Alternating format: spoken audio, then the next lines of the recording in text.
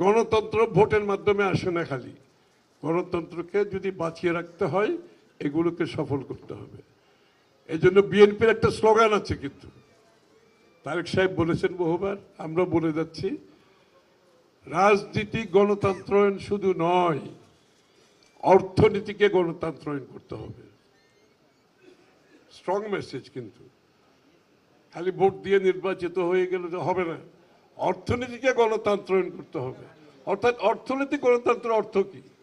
অর্থ হচ্ছে বাংলাদেশের রাজনৈতিক গণতন্ত্রের যখন সমানভাবে সকলে ভোট দিয়ে লেভেল প্লেইং ফিল্ড দিয়ে তার প্রতিনিধি নির্বাচন করতে পারে, অর্থনীতিতেও প্রত্যেকটা মানুষের জন্য লেভেল প্লেইং ফিল্ড থাকতে হবে, লেভেল প্লেইং ফিল্ড। এবং সেই জায়গা থেকে সে যাতে জাতির কাজে, জাতির উন্নয়নে, জাতির সামনের দিকে এগিয়ে নিয়ে যাওয়ার জন্য সেও যাতে সমান ভূমিকা রাখতে পারে।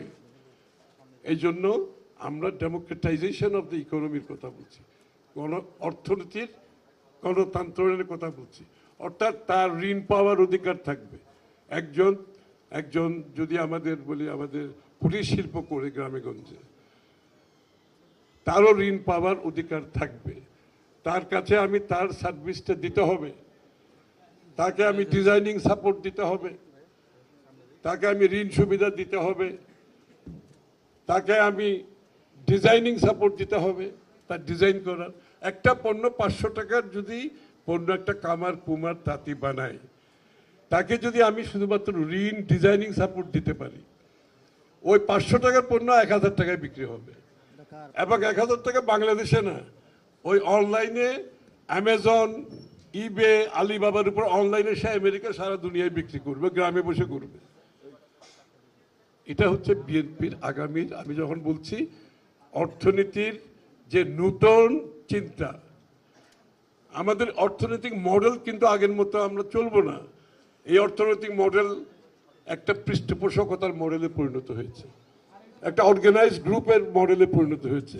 এই পৃষ্ঠপোষকতাকে থেকে বের হয়ে এসে সকলের জন্য অর্থনীতি উন্মুক্ত করতে হবে, তাদের যে চাহিদা সেটা পূরণ করতে হবে।